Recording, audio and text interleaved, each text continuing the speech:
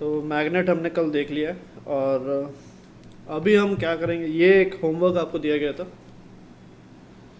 कि ये आपका मैग्नेट रखा हुआ है, तो इसके एक्सिस पे इक्वेटर पे और एक जनरल पॉइंट पे आपको मैग्नेटिक फील्ड निकालना है, कितना होगा। इसका रिजल्ट आया क्या किसी का? कितना है एक्सिस पे किसी पॉइंट पे शॉर्ट मैग्नेट या शॉर्ट डाइपोल मान के एक्सिस पे किसी पॉइंट पे कितना आएगा, इसी डायरेक्शन में रहेगा magnetic field B would be कितना बताओ?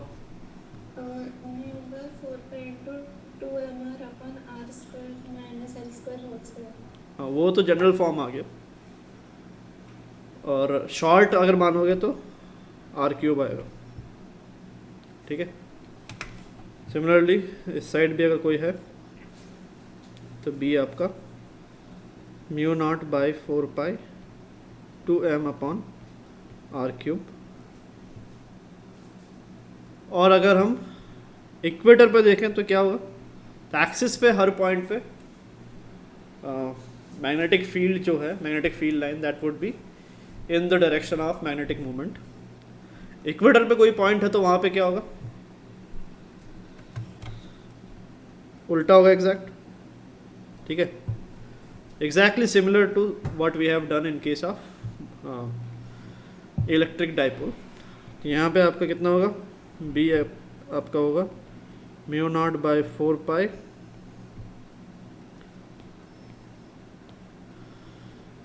m अपॉन आर क्यूब, और डायरेक्शन एग्जैक्टली उल्टा होने वाला है। तो यहाँ पे भी वही सब चीज़ें हैं कि ऑल डायरेक्शन और all measurements will be taken from the center of the dipole। तो ये जो भी आप measurements ले रहे हो सारे आपके डाइपोल के सेंटर से होना चाहिए, ठीक है। बताओ क्लियर है इतना? yes. सबका आया क्या रिजल्ट? yes. ठीक है, तो यहाँ पे भी बी है आपका mu naught by 4 pi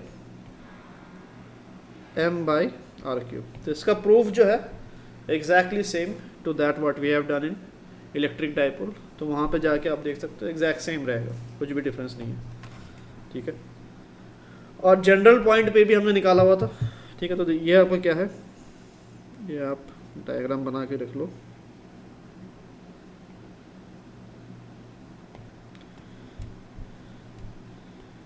magnetic field at axis and equator of a magnetic dipole।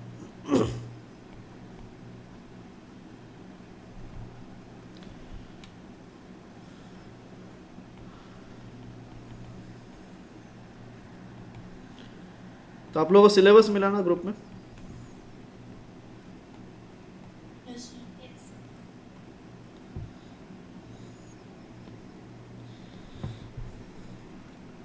ठीक है, तो इस वीक के सिलेबस में क्या क्या चीज़ें हैं? So वेव्स एंड ये कहाँ तक है, मतलब कहाँ तक बोला हुआ? वो सर वैसा स्पेसिफाई नहीं किया। हाँ सर, शेड्यूल में एक बार देखना कहाँ तक है, सैटरडे तक।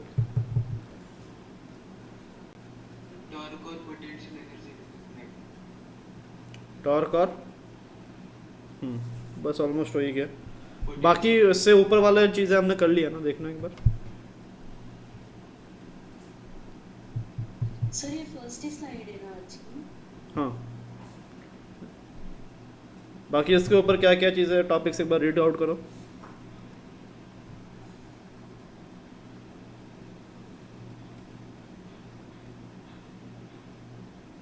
फिर वो बार मैग्नेटिक इक्विवेलेंट है सोलेनॉइड। बस वो बचा हुआ।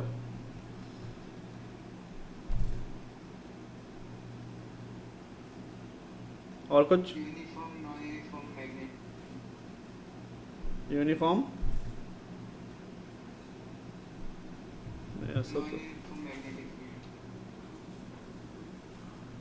हाँ ठीक है, ठीक है। मैग्नेट की वजह से जो बनता है वो नॉन यूनिफॉर्म ही रहता है। यूनिफॉर्म के लिए वही इक्विडिस्टेंट पैरेलल लाइंस बन जाएंगे आपके, जैसे उसमें बना था। तो ये मैग्नेटिक फील्ड हो गया at the axis of equator and axis and equator of the magnetic dipole. तो अगला हम क्या करेंगे अभी,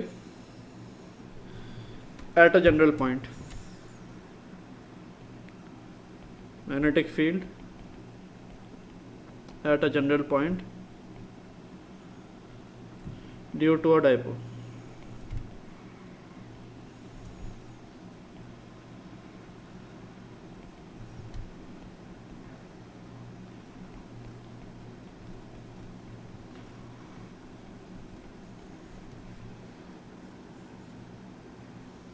तो यहाँ पे देखो क्या क्या चीज़ें करने वाले हैं। तो वही जैसे हमने इलेक्ट्रिक डाइपोल का डिराइव किया था, यहाँ पे भी वैसे ही करने वाले हैं।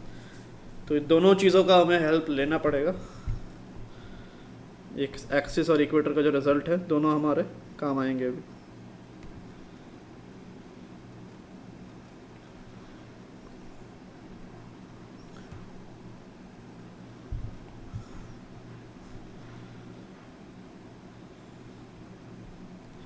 तो ये आपका जो है मान लो डाइपोल मोमेंट है, magnetic dipole moment m, and this is a general point P, ठीक है। और मान लो this point is at a distance r और ये एंगल थीटा बना रहा है विद द डाइपोल मोमेंट। तो यहाँ पे हमें नेट इलेक्ट्रिक फील्ड कितना है, that is what we need to find. तो यहाँ पे करना क्या है ये देखते हैं। क्या करना पड़ेगा बताओ।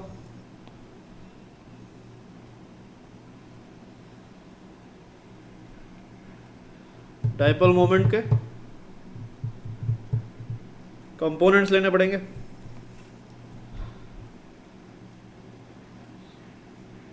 तो एक कंपोनेंट इस तरफ और एक कंपोनेंट इस तरफ परपेंडिकुलर।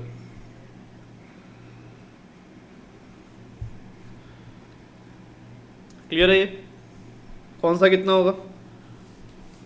जो ये चीज़ क्या है, this is the position vector.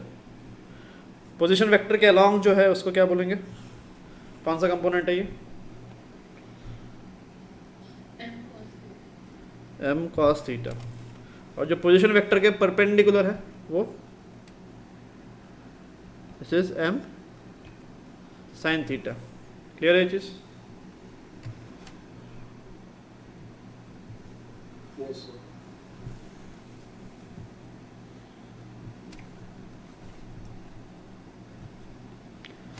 तो अब देखो m cos थीटा के लिए क्या है। अब m को दो कंपोनेंट्स में रिजॉल्व कर लिया। अब m की ज़रूरत तो है नहीं, हमें m को हटा सकते पिक्चर से। तो इधर आपका m cos थीटा हो गया और इधर आपका m sin थीटा हो गया। ठीक है। तो point P m cos theta वाला जो कंपोनेंट है इसके लिए एक एक्सिस वाला पॉइंट है। इसका एक्सिस पे लाई कर रहा है देखो, ठीक है। सिमिलरली m sin थीटा के लिए पॉइंट P इक्वेटर पे लाई कर रहा है। तो दोनों का कंट्रीब्यूशन आपको देखना पड़ेगा। m cos थीटा के लिए कंपोनेंट जो m cos थीटा है इसके लिए कंट्रीब्यूशन क्या होगा, पॉइंट P पे इस तरफ ही रहेगा, ठीक है। Point P is an axial point for m cos theta. तो मैग्नेटिक फील्ड कितना होगा, mu naught by 4 pi 2 m cos theta upon r cube. Clear है जिस। Yes. और m sin थीटा के लिए कंट्रीब्यूशन कैसा होगा, ये अगर आप देखो ये m sin थीटा है, तो इसका जैसे कंट्रीब्यूशन एट पॉइंट P कैसा होगा, इस डायरेक्शन में रहने वाला है। तो दिस इज कितना होगा, ये mu naught by 4 pi m sin theta upon r cube आएगा। क्लियर है।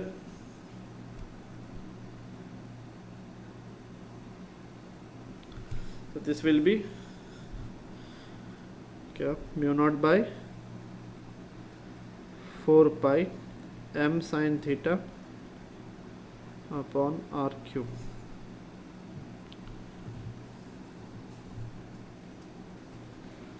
ठीक है। तो इसको अगर हम रिजल्टेंट लेंगे तो आपको ई पी नेट वेक्टर मिल जाएगा। तो ये क्या बन रहा है, this is E P vector. Clear है? Let this angle be phi, और हॉरिजॉन्टल के साथ जो एंगल है लेट दिस बी शाई। हाँ sorry B P, magnetic field निकाल रहे हूँ, B at the point P. ठीक है, एग्जैक्टली। तो ये जो एंगल है दिस एंगल इज शाई। तो व्हाट इज फाई आपका क्या है, angle made by BP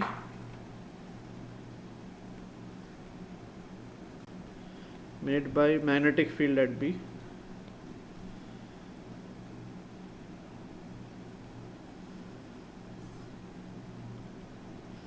with position vector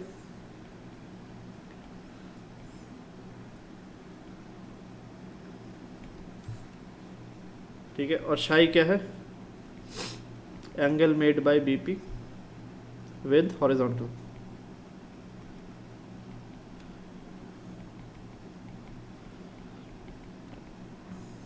तो शाई क्या यूज होगा, psi will be use to give the vector form of BP, और फाई जो है वो भी हम कितना है निकाल सकते हैं। ठीक है, तो यहाँ पे अगर आप ज्योमेट्री से देखो तो ये एंगल थीटा है, तो ये एंगल भी थीटा होगा। ठीक है,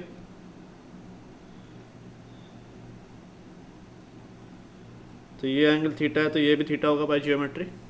तो शाई कितना बन रहा है, थीटा प्लस फाई।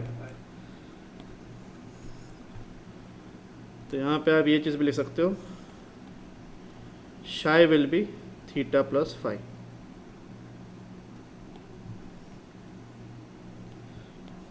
बीपी की वैल्यू कितनी होगी कोई बता सकता है? ये और ये इनका रिजल्टेंट, इन दोनों का रिजल्टेंट क्या होगा, अंडर रूट करके स्क्वायर करना है बस। अंडर रूट करके स्क्वायर करोगे तो क्या होगा, म्यू नॉट बाई 4 पाई आपका बाहर आ जाएगा कॉमन। ठीक है, तो mu naught by 4 pi common आ जाएगा बाहर, और अंदर आपका रहेगा 1 प्लस 3 सॉरी हाँ म्यू नॉट बाई 4 पाई और m बाई आर क्यूब, ये भी कॉमन आएगा, और under root 1 plus 3 cos square theta. ठीक है, तो ये कैलकुलेशन वाला पार्ट हमने ऑलरेडी इलेक्ट्रिक डायपोल में कर रखा है, इसको दोबारा रिपीट नहीं करना। ठीक है, आप खुद ट्राई करके देख सकते हैं, यही आएगा। ठीक है, अंडर रूट करके स्क्वायर करो बस, that's it.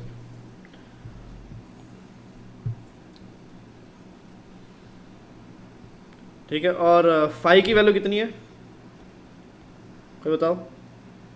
Phi would be tan inverse of this component upon this component. तो रेशियो लोगे तो क्या आएगा, tan inverse tan theta by 2 आएगा। क्लियर है?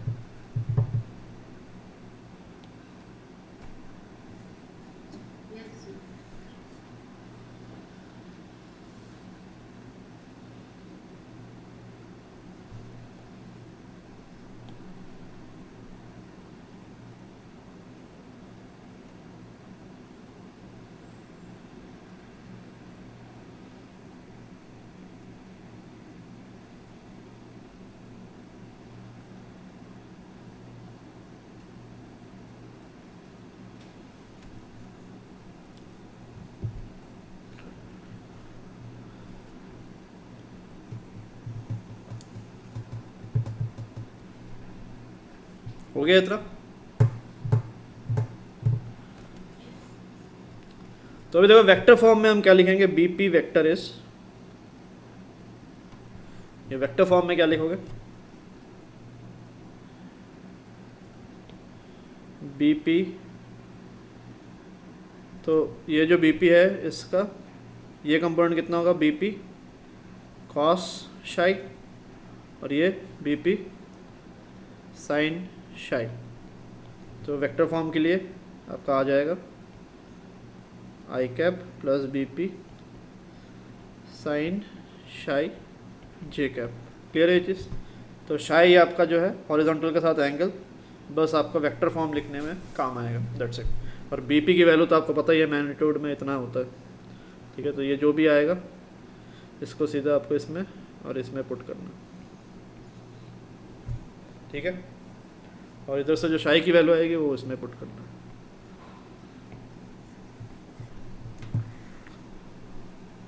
क्लियर?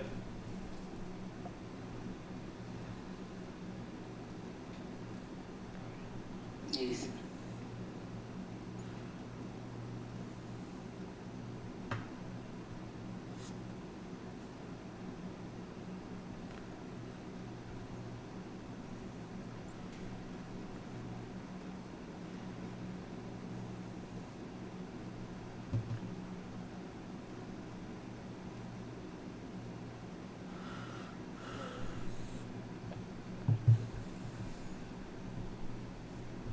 लिख लिया इतना?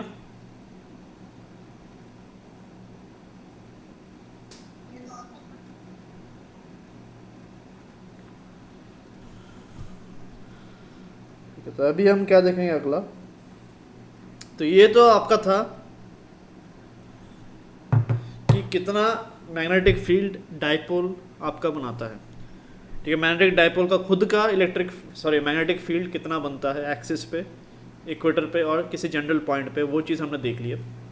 अभी हम क्या देखेंगे कि बाहर के मैग्नेटिक फील्ड के साथ इसका इंटरेक्शन कैसे होता है। क्लियर है? तो इंटरेक्शन ऑफ मैग्नेटिक डाइपोल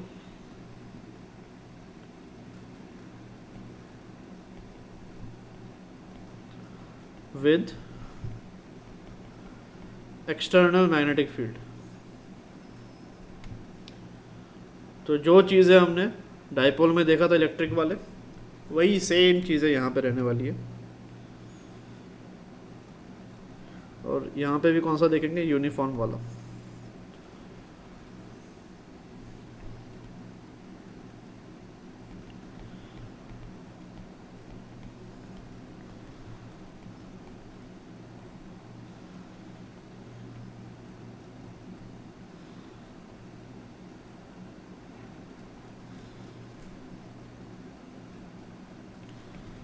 ठीक है, तो अगर मान लो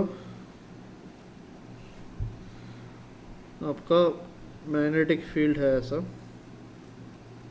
यूनिफॉर्म,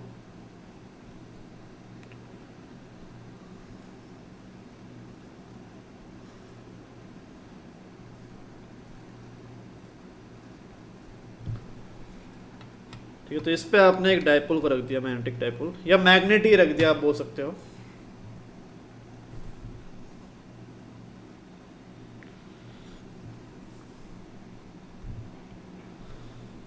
तो यहाँ पे आपने एक m रख दिया, मान लो थीटा, ठीक है। जिसका साइड बाय साइड आपको मैग्नेट वाला जो पिक्चर है वो भी आपको विजुअलाइज होना चाहिए। मैग्नेट कैसा है? मैग्नेट बेसिकली ऐसा रखा हुआ है,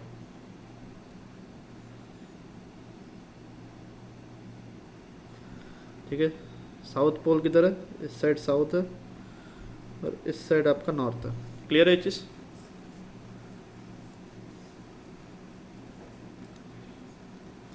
तो यहाँ पे क्या होगा, वही वापस सबसे पहली चीज़ फोर्स के बारे में बात करेंगे, ठीक है। तो इस वाले चार्ज पे कितना लगेगा? QM इंटू बी, इस पे इस डायरेक्शन में QM into B. Net force क्या होगा? 0, बट इसका एक टॉर्क रहने वाला है। और नेट टॉर्क क्या होगा? जैसे वहाँ पे कितना था? Torque was P cross E, यहाँ पे कितना होगा? टॉर्क वुड बी P की जगह कौन आएगा? M क्रॉस E की जगह B आएगा, ठीक है। तो वही चीज़ें हैं सेम। तो आप इसको ऐसे दिखा सकते हो, QM और माइनस QM, और मैग्नेटिक फील्ड की वजह से इस पर एक फोर्स लगेगा QM इंटू बी, ठीक है। और इस पे फोर्स उल्टा q M into B. Clear है ये चीज़? Yes, sir. और m कितना है? m is q M into l, where l is the length of the magnet. तो यहाँ पे नेट फोर्स अगर आप देखो, नेट फोर्स क्या है? 0 है। ठीक है, ये दोनों फोर्स इक्वल एंड अपोजिट है, तो नेट फोर्स आपका 0 आएगा। तो दिस इज अ बॉडी, यहाँ पे बॉडी रहेगा ये, this is not a particle. तो समेशन एफ क्या लिखोगे? Mass into acceleration of centre of मास। ठीक है, this will be your equation. तो समेशन एफ क्या है? नेट फोर्स आपका 0 है, तो एम इंटू ए सी एम, तो एक्सेलरेशन ऑफ सेंटर ऑफ मास क्या होगा? 0। तो इसका मतलब क्या है? सेंटर ऑफ मास जो है बॉडी का, तो जहाँ भी सेंटर रहेगा ये कहीं नहीं जाने वाला, centre of mass will be at rest. ठीक है, बट टॉर्क नॉन जीरो है, जिसका मतलब क्या है? ये घूमेगा किसके अबाउट? सेंटर ऑफ मास के अबाउट। ठीक है, तो यहाँ पे टॉर्क अगर आप देखो, समेशन टॉर्क, ये अगर आपका सेंटर है बॉडी का, जनरली सिमेट्रिक रहेगा तो सेंटर ऑफ मास यहीं पे रहेगा, जिसके अबाउट टॉर्क कितना आएगा? देखो, एक तो क्लॉकवाइज घुमा रहा है, तो टॉर्क को हम क्या लेंगे? माइनस क्यू एम इंटू, ये पूरा लेंथ एल है, ये एंगल थीटा है, तो ये लेंथ कितना होगा फोर्स का perpendicular distance? L/2 sine theta. Clear? तो this length will be L/2 sine theta. Similarly ये वाला लेंथ जो है ये भी L/2 sine theta, perpendicular distance of the force from the centre of rotation. तो Q M into L/2 sine theta multiply by 2, दो force है, इसका भी सेम सेंस में ही है, इसका भी सेम सेंस में ही है टॉर्क। ठीक है, तो torque minus q M into l sine theta, इसको आप क्या लिख सकते हो? सॉरी, आप बी भी रहेगा, क्यू एम इंटू बी ऐसा लिख दो। तो माइनस क्यू एम को क्या लिख सकते हो? क्यू एम इंटू एल को एम लिख सकते हैं। ठीक है, तो इसको हम minus m B sine theta. ठीक है, माइनस बस ये बता रहा है कि टॉर्क अभी इनटू द प्लेन है। ठीक है, तो बस आप इसको लिख सकते हो एम क्रॉस बी। ठीक है, तो यहाँ पे एम क्रॉस बी करोगे तो इनटू द प्लेन ही जाने वाला है। ठीक है, तो एम इस डायरेक्शन में, बी इस डायरेक्शन में, एम क्रॉस बी करो तो आपका थंब इनटू द प्लेन जाएगा, तो वही नेगेटिव को कॉम्पेंसेट करेगा। क्लियर है इतना? बताओ।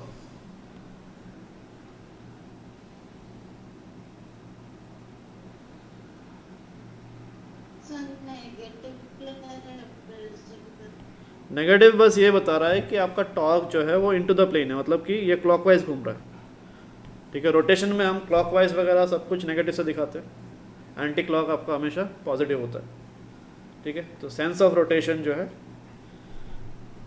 तो ये नेगेटिव मतलब सेंस ऑफ रोटेशन आपका क्लॉकवाइज। ठीक है, तो यहाँ पे आप एम क्रॉस बी भी अगर करोगे, देखो एम इस तरफ है, बी इस तरफ है, तो राइट हैंड रूल से अगर आप एम क्रॉस बी करोगे तो एम क्रॉस बी आपका इनटू द प्लेन ही आएगा। ठीक है, तो एम क्रॉस बी ऑलरेडी यही चीज़ आएगा, minus m B sine theta. ठीक है, तो ये आपका जनरल फॉर्मूला है।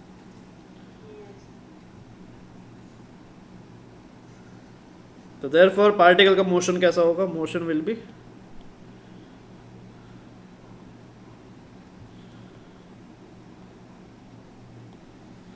The dipole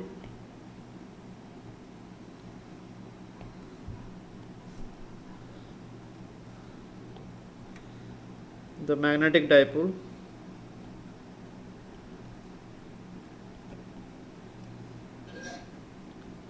will start to rotate about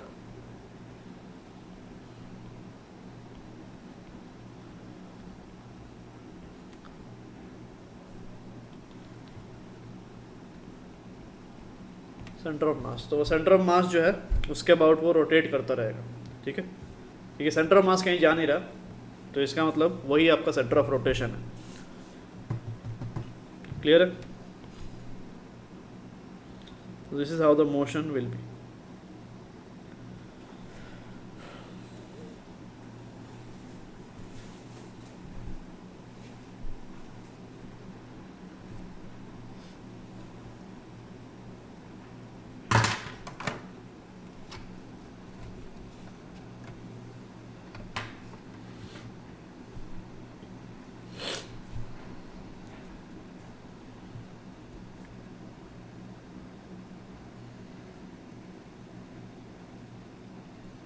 potential energy का भी सेम पोटेंशियल एनर्जी का कंडीशन सेम है। नहीं, पोटेंशियल एनर्जी का अलग है, वो करेंगे।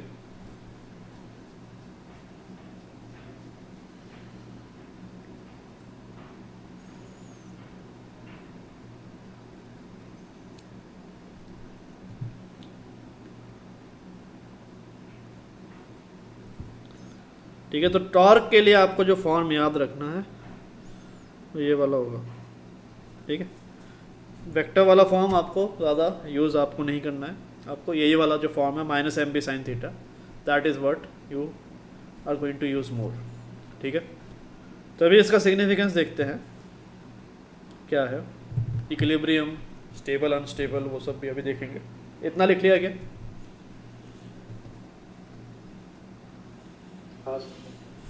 ठीक, तो अब देखो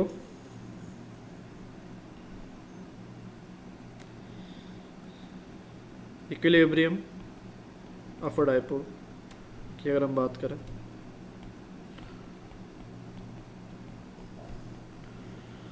तो यहाँ पे मैग्नेटिक फील्ड आपका टुवर्ड्स राइट है, जो हमने प्रीवियस केस में लिया, यूनिफॉर्म है, हर जगह बी है।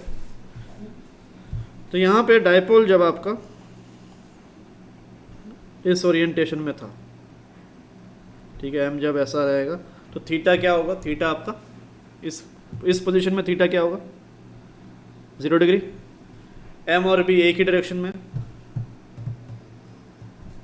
क्लियर है? टॉर्क कितना होगा? माइनस पी साइन 0 क्या होगा? 0।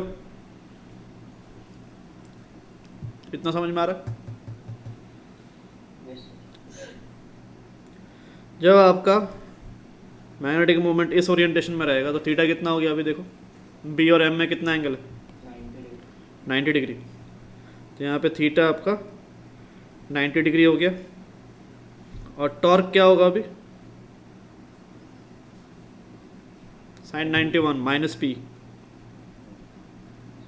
तो माइनस पी क्या बता रहा है? यहाँ से अगर हम छोड़ दें तो इस पे क्लॉकवाइज टॉर्क लगेगा, तो ये वापस कहाँ आएगा? घूम के यहाँ पे आएगा। ठीक है, अब देखो अगर ऐसा है तो क्या होगा?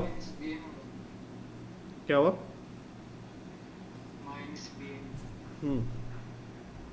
माइनस, सॉरी, हाँ minus m B sorry.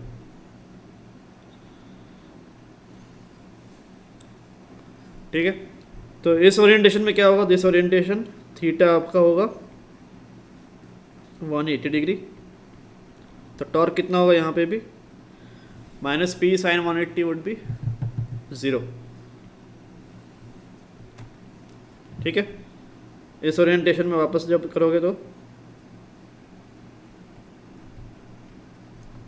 Theta आपका 270,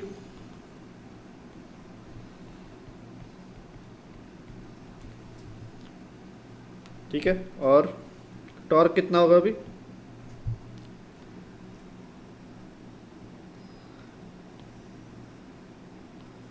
ये भी आपका प्लस एम बी होगा। ठीक है, प्लस एम बी का मतलब क्या है कि अगर हम यहाँ से छोड़ें तो ये एंटी क्लॉक घूमेगा। ठीक है, टॉर्क उसको एंटी क्लॉकवाइज सेंस में रोटेट करवाने की कोशिश करेगा।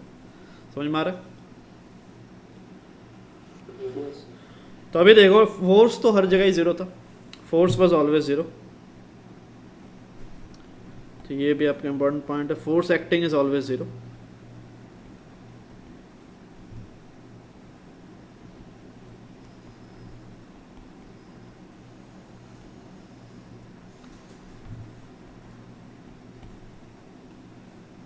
ठीक है, बट कुछ पोजीशंस हैं जैसे ये वाला और ये वाला, थीटा इक्वल्स टू 0 डिग्री और थीटा इक्वल्स टू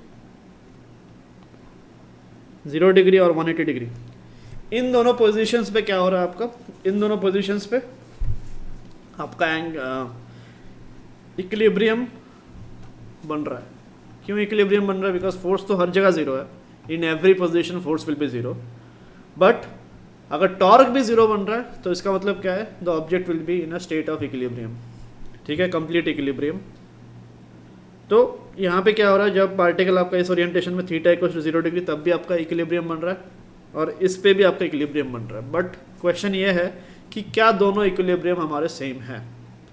तभी क्या होगा, देखो यहाँ से जब आपने रिलीज किया पार्टिकल आपका इधर जा रहा है, इधर से रिलीज करोगे पार्टिकल आपका ऐसे जा रहा है, तो जैसे भी आप रखोगे पार्टिकल को हमेशा इसी ओरिएंटेशन में वापस जाने की कोशिश कर रहा है। तो इसको हम क्या बोलेंगे, ये किस टाइप का इक्विलिब्रियम बन गया?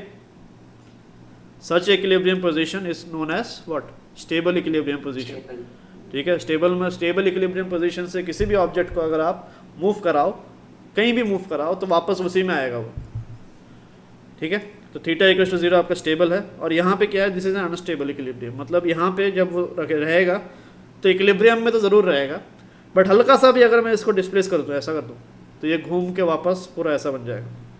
ठीक है, वापस इसमें नहीं जाएगा। ठीक है, इधर ऐसा करूँ तो ऐसा नहीं जाएगा, वो सीधा घूम के ऐसा चला जाएगा। तो जैसा मर्जी आप रखो, ठीक है, किसी डाइपोल बोलो चाहे आप मैग्नेट बोलो, किसी भी, तो इस एक्सटर्नल मैग्नेटिक फील्ड में आप किसी भी मैग्नेट को रखो, उसकी टेंडेंसी क्या रहेगी? हमेशा अपने आप को किस तरफ अलाइन करने की होगी? एक्सटर्नल मैग्नेटिक फील्ड के अलोंग अलाइन करने की रहती है।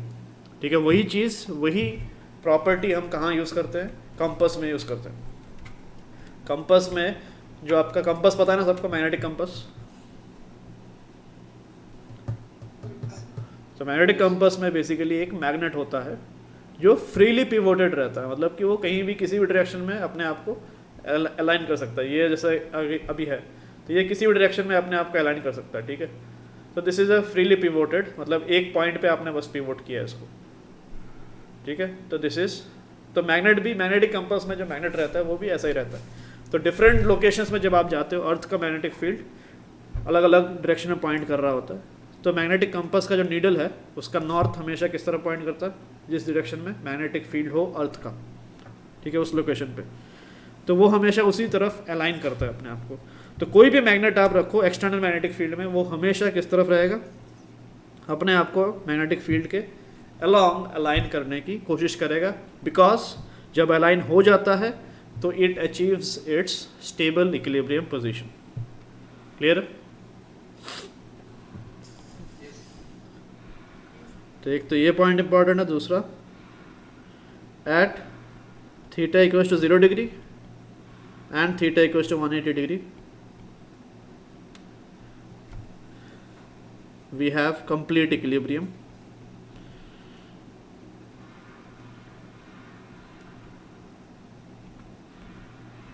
However, एक को हम स्टेबल बोलते हैं, दूसरा अनस्टेबल होता है। However, theta equals to 0 degree is stable equilibrium.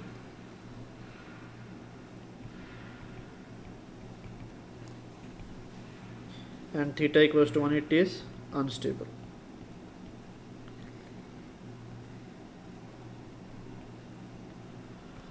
ठीक है,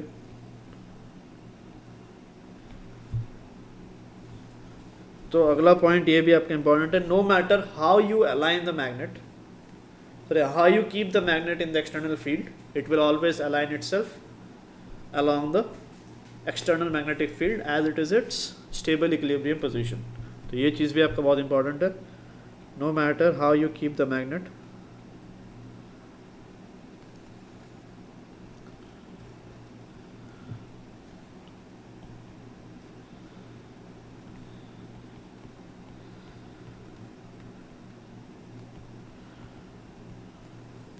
it will always align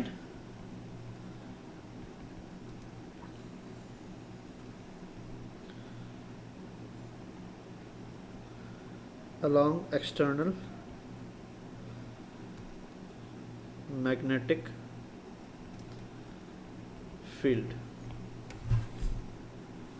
ठीक है, तो इस चीज़ को छोटा करो।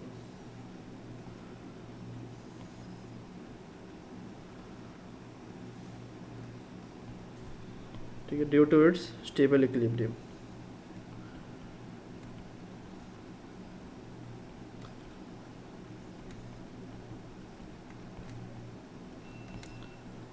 ठीक है, तो ये लिख लो।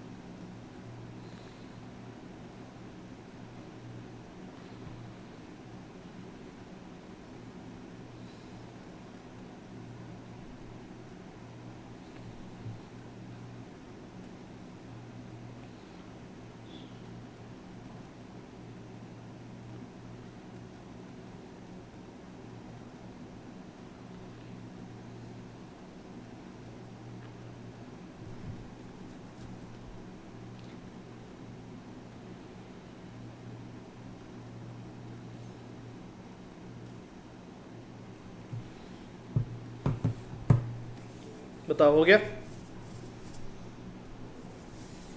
Yes, sir.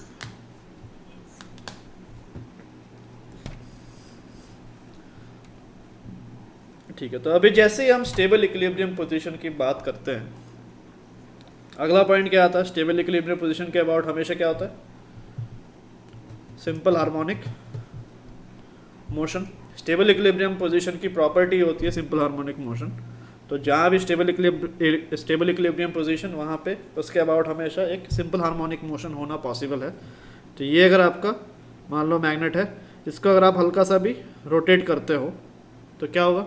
इसको अगर हम ऐसा रखेंगे मैग्नेट को तो वापस इधर आएगा। ठीक है, तो इसके अबाउट वो ऑसिलेट करता रहेगा इस पोजीशन के अबाउट। ये दो एक्सट्रीम मिला के वो ऑसिलेट करता रहेगा। ठीक है, ऐसे ऐसे करके। तो ये जो ऑसिलेशन है, इसका टाइम पीरियड क्या होगा वो भी हम निकाल सकते हैं। इतना लिख लिया? Yes, तो अगला देखो, टाइम पीरियड ऑफ ऑसिलेशन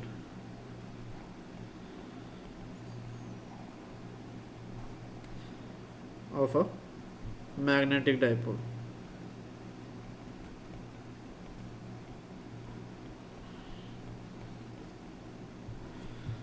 तो every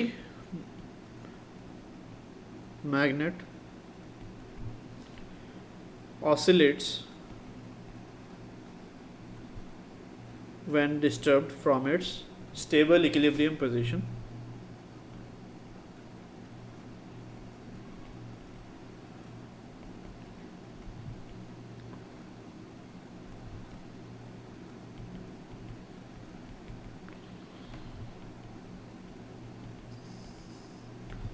इसका टाइम पीरियड कैसे निकालें? सबसे पहले टाइम पीरियड के लिए हमें क्या चाहिए होगा? टॉर्क चाहिए होगा। ठीक है, तो टॉर्क क्या होगा? और एसएचएम के लिए ये भी रिक्वायरमेंट होती है कि जो डिस्प्लेसमेंट है from the stable equilibrium position, जिसको हम मीन भी बोलते हैं, उससे डिस्प्लेसमेंट क्या होना चाहिए? छोटा होना चाहिए, तभी जाके सिंपल हार्मोनिक मोशन आपका होता है। ठीक है, अगर आपका स्प्रिंग वाला सिस्टम नहीं है तो in all other systems this is the basic criteria to perform an SHM. So if the displacement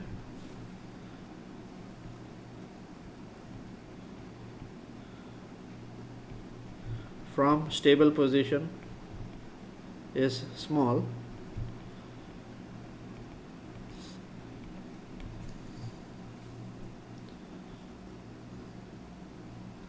तो क्या होगा? The oscillation will be categorized as SHM. ठीक है, तो उसको हम SHM के कैटेगरी में डालने वाले। तो नाउ एसएचएम के लिए टॉर्क क्या होगा, जैसे हमने देखा, तो अगर मान लो, चलो ये डायग्राम भी बना लेते हैं। तो मैग्नेटिक फील्ड आपका इस तरफ है,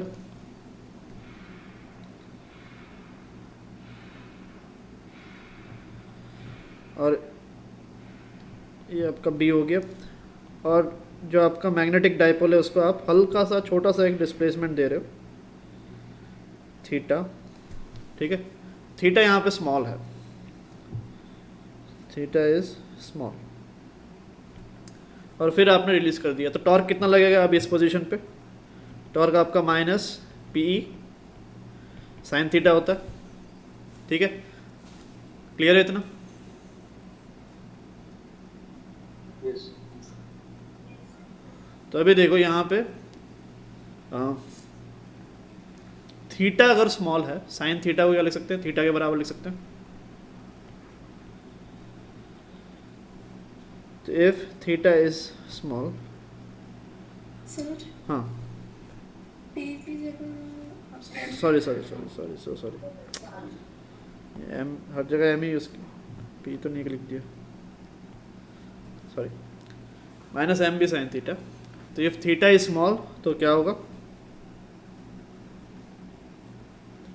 sign theta will be equals to theta, ये हम लिख सकते हैं। तो टॉर्क कितना बन जाएगा? Minus m B into theta.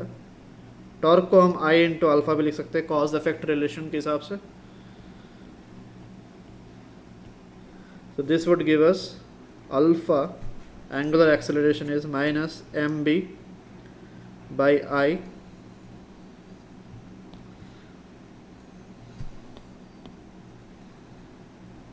Into theta.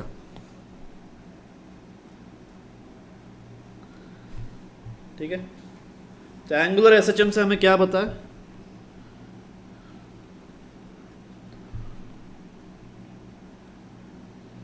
तो we know from angular SHM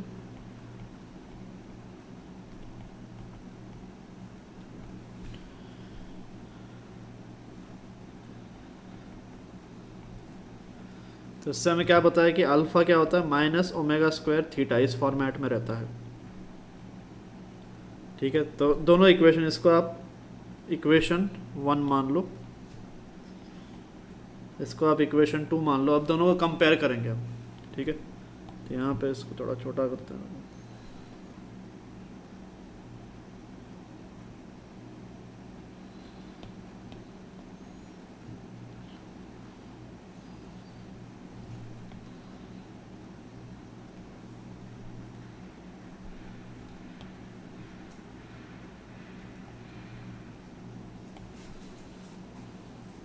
ठीक है,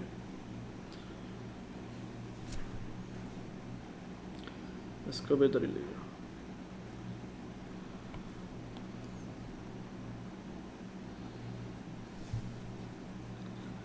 तो अभी देखो इन दोनों को हम कंपेयर करेंगे। तो कंपेयरिंग 1 एंड 2 क्या बनेगा आपका? Omega square is M B upon आई।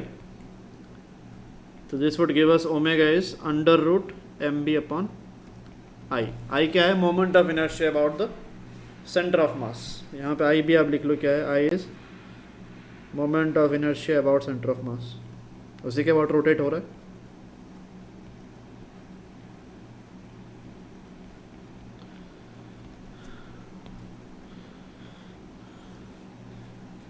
ठीक है, तो अभी ओमेगा आ गया तो टाइम पीरियड आ जाएगा। टाइम पीरियड क्या होता है एसएचएम में? 2 पाई बाई ओमेगा। ठीक है, तो सीधा आपका आ गया therefore T is 2 pi under root I upon m B.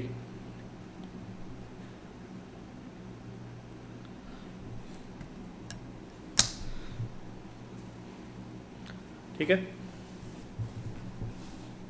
तो ये लिख लो। क्लियर है ये सबको? Yes sir. ठीक,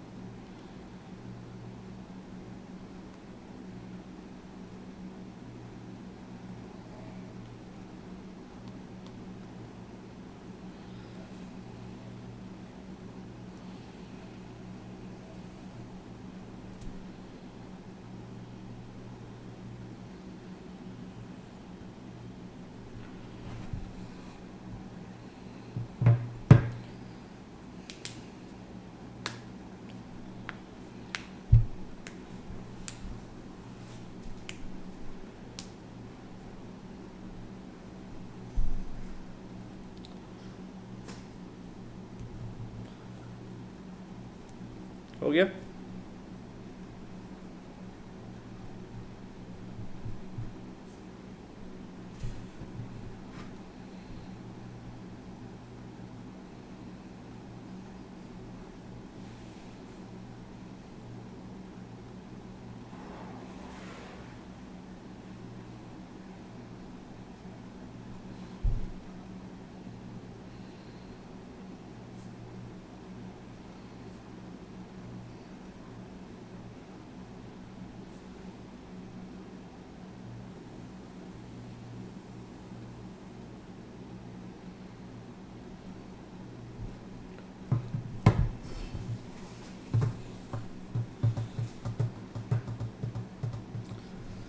बताओ, लिख लिया इतना?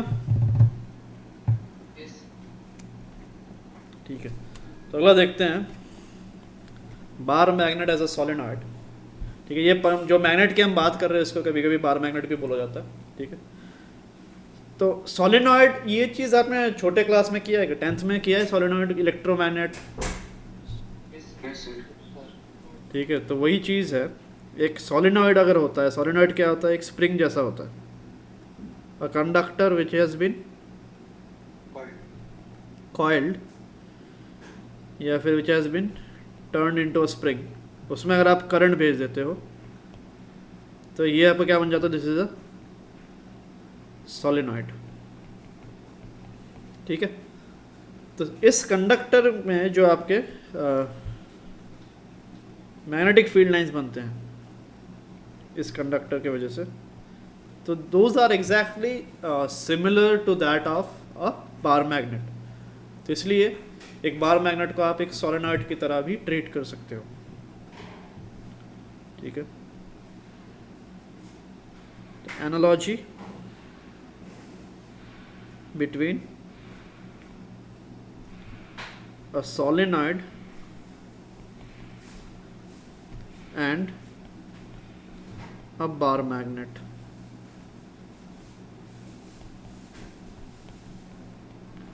तो सोलेनॉइड क्या है?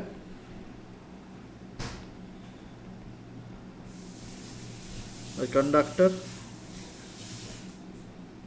which has been coiled to form in the shape of a spring.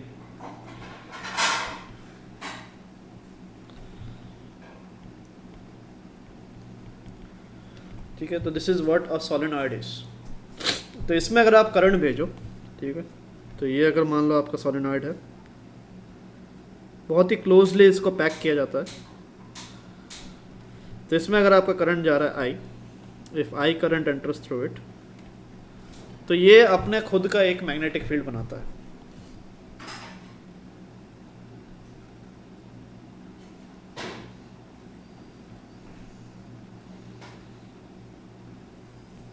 ठीक है, तो ये अपना खुद का एक मैग्नेटिक फील्ड बनाता है। तो इसको थोड़ा छोटा करता हूँ मैं।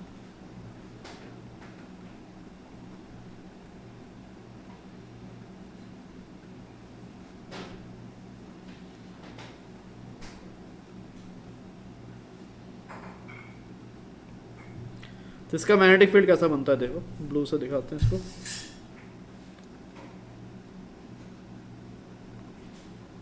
अंदर आपका यूनिफॉर्म और बाहर जैसे निकलता है तो इस टाइप का बनता है।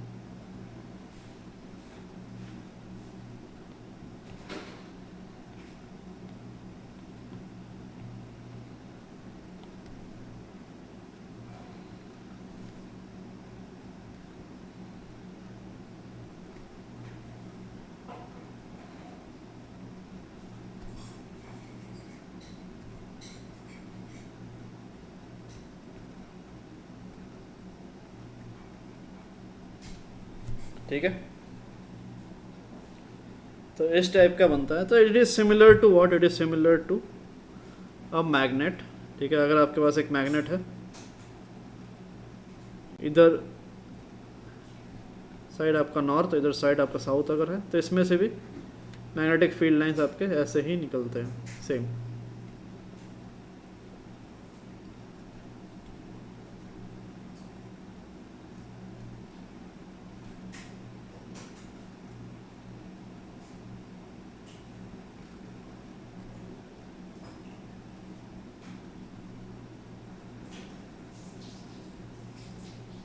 ठीक है।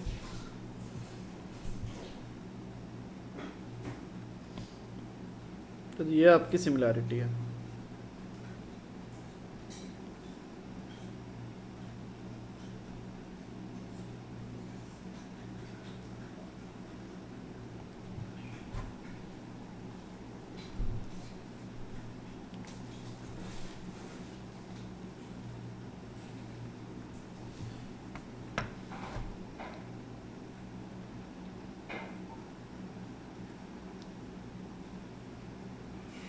ठीक है, तो ये बना लो आप।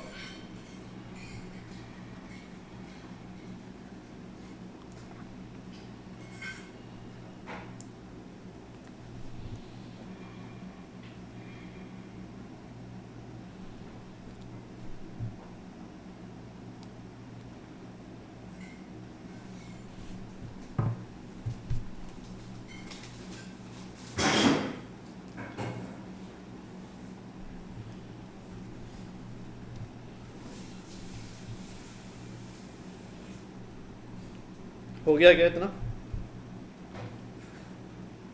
यस ठीक है, तो इस वीक का जो आपका सिलेबस है, ठीक है, तो वो आपका हो चुका है। मतलब ट्रैक 2, 2 ट्रैक प्रोग्राम है। तो ट्रैक 1 आपका वेव्स रहेगा, कल से हम वेव्स ही स्टार्ट करेंगे। तो इसका बुक आप ले आए क्या? नो सर ठीक है, तो इसका मैं असाइनमेंट आपको भेजता हूँ। ठीक है, सॉल्व एग्जाम्पल असाइनमेंट सब भेजता हूँ, तो वहाँ से आप इसको देखो। ठीक है, तो क्वेश्चंस डिस्कस करेंगे। और ये अगला जो आपका वेव्स वाला चैप्टर है, उसका भी मैं अभी आज यूट्यूब में लेक्चर तो डाल ही दूंगा मैं। ठीक है, तो आपका मैथ्स वाले सेक्शन में वही चल रहा है, तो वो एक बार हाँ क्लास से पहले देख के आना। ठीक है, यस सर तो कल वाला देखा था क्या? इलेक्ट्रिक फील्ड वाला डाला था मैंने, गॉसेस लॉ वाला।